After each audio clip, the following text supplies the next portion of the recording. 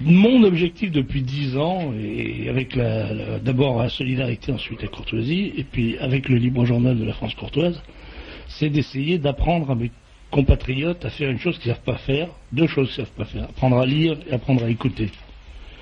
Et puis une troisième, on a appris m'apprendre à regarder la télé.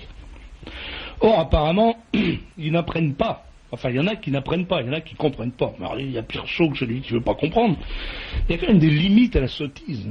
Là, j'ai reçu une lettre ce soir parce que hier, il y a un âne batté qui a fait une émission. Tout le monde sait que c'est un Jean Foutre, un menteur et un imposteur. Mais ça fait rien. Vous avez quand même des millions de crétins qui regardent ce salaud une fois par mois. On regarde les émissions de cette espèce d'ordure et on en tire des conclusions, figurez-vous. Alors là, il y a un type qui m'a envoyé une lettre ou un fax en me disant qu'il avait enfin la preuve que j'étais franc-maçon. Parce qu'il avait regardé l'émission d'hier soir. Alors je vais lui répondre à celui-là.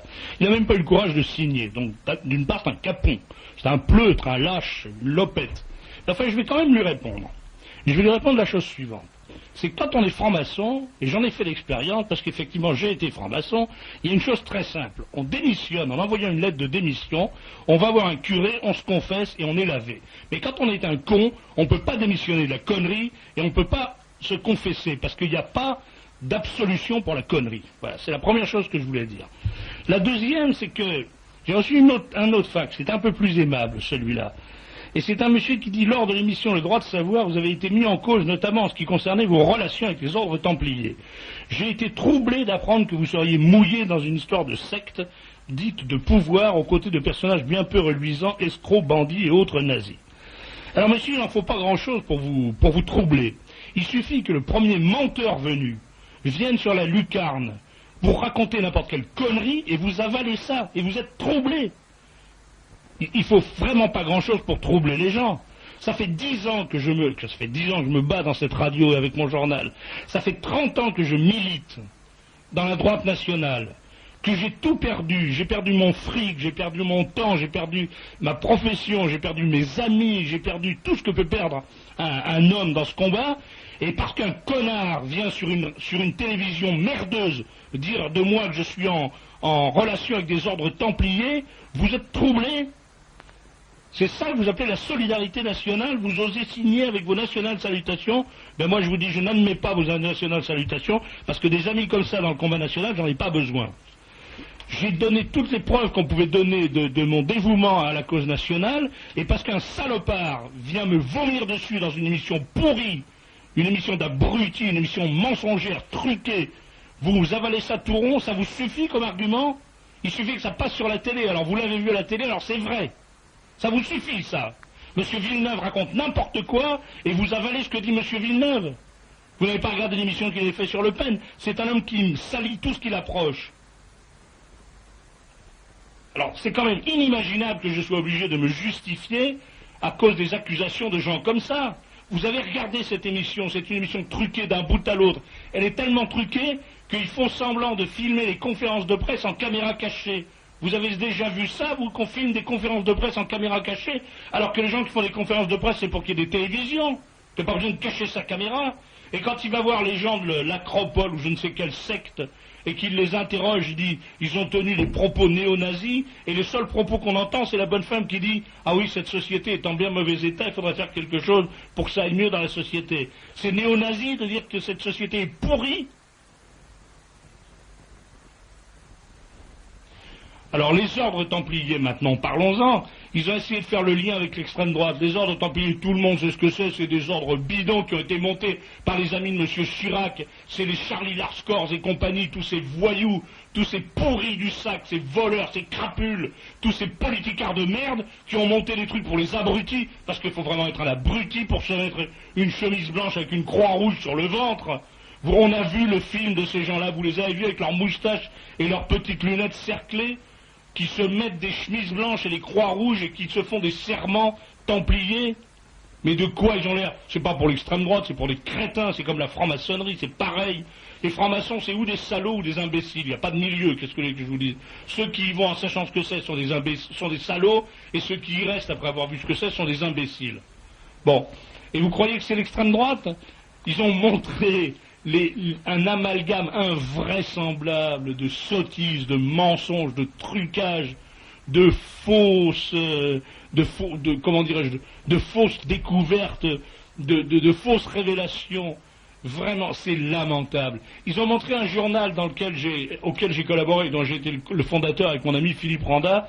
C'est une lettre confidentielle qui a connu à peu près 5 numéros. Elle est parue il y a 4 ans. Et ils ont sorti la première page d'un truc qui est paru à 5 numéros il y a 4 ans, en disant que Serge de Beketch, un des cadres de la droite radicale, était celui qui faisait cette revue, qui était favorable à la scientologie. C'est un mensonge absolu. Villeneuve est un menteur. C'est crapuleux de mentir comme ça. Jamais on n'a été favorable à la scientologie. La seule chose, c'est que, comme on avait traîné la scientologie dans la merde, ils nous ont envoyé un droit de réponse qu'on a été obligé de publier parce que c'est la loi. Et évidemment, quand on a publié le droit de réponse, il n'était pas défavorable à la scientologie puisque c'était eux qui l'avaient écrit. Qu'est-ce que j'ai à foutre de la scientologie? Qu'est-ce que j'ai comme relation avec la scientologie? Pourquoi voulez-vous que j'appartienne à une secte? La seule secte à laquelle j'appartiens, c'est celle que les juifs appellent la secte chrétienne. Et c'est pas d'aujourd'hui que j'y appartiens, et c'est pas demain que je vais arrêter d'y appartenir. Mais tous ces francs-macs de... Vous vous rendez compte que cette radio, cette télévision, c'est TF1 je crois, je sais même plus ce que je regarde, c'est tellement des torrents de merde, on regarde même pas de quel shot ça sort. TF1, voilà. TF1 est dirigé par un franc-mac, c'est la franc-maçonnerie qui tient cette boutique, complètement. Monsieur, comment s'appelle-t-il le patron de TF1? Je ne sais pas. Je ne sais plus, enfin pas Bouygues qui est mort, qui était simplement maçon et mauvais maçon, mais le directeur actuel de TF1, le grand patron de TF1, c'est un franc-mac. Une télévision complètement tenue par la franc-maçonnerie ose faire une émission pour condamner les sectes alors que les francs-macs sont la pire des sectes. Mais de qui on se moque? Alors qu'ils fassent ça, on le sait depuis le début, ça n'a jamais cessé. Ce mensonge, cette saloperie, ça fait des années que ça dure. Mais qu'il est crétin chez nous pour avaler ce truc tout rond, c'est vraiment à se la prendre et à se la mordre.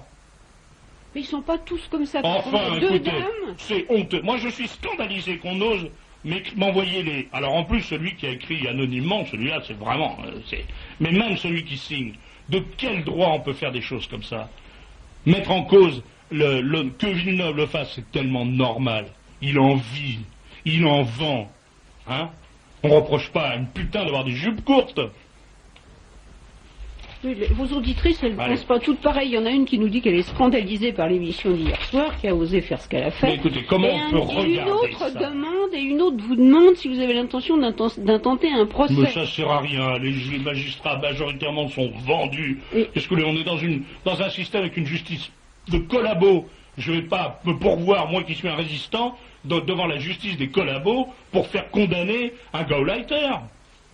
Je ne vais certainement pas faire ça. Non, je ne vais pas faire de procès. Ça sert à rien. Chaque fois que j'ai fait des procès, je les ai perdus et ça m'a coûté de l'argent. Mais ça chaque fois. Alors, si les auditeurs veulent m'aider à payer mes procès, je veux bien, je peux leur présenter des notes. C'est un ravissement d'entendre la fureur de Serge de Beketch. On est 3 autour du poste. On vous aime et on vous embrasse. Et ça continue comme ça. Bon. Vous me dites de me pourvoir devant les tribunaux. Je vous donne un exemple. Sanders invente un mot. La littérature française, le journalisme en France n'a pas cessé d'inventer des mots. Il a inventé le mot gobertisé. Monsieur Gobert a fait un procès. Bon, pour obtenir qu'on n'utilise pas le mot gobertisé. En première instance, monsieur Gobert a été pas débouté, il a perdu son procès. Il est allé en appel. En appel, il a gagné. Pourquoi a-t-il gagné? Parce que la justice a dit que en première instance, M. Gobert avait été, repoussé de ses prétentions, au motif que le mot adressé à lui était dirigé escalité. C'est-à-dire que ce n'était pas Gobert in persona qui était attaqué, c'était le chargé de mission de M. Pasqua.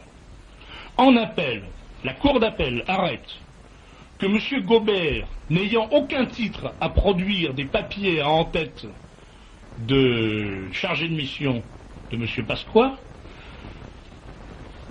l'injure ne s'adressait pas au chargé de mission, mais à Gobert. Autrement dit, c'est parce que Gobert usurpe un titre qui ne lui revient pas qu'on condamne Sanders. Et vous voulez que j'aille devant une justice comme ça? Mais qu'est-ce que j'ai à foutre d'une justice pareille? Hein? Quand vous vous rendez compte que c'est systématique.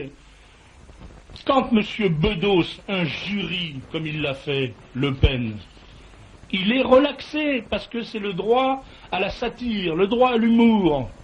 Mais quand M. Sanders dit gobertiser, il est condamné. Et c'est devant une justice comme ça qu'il faut que j'aille demander des comptes? Évidemment pas.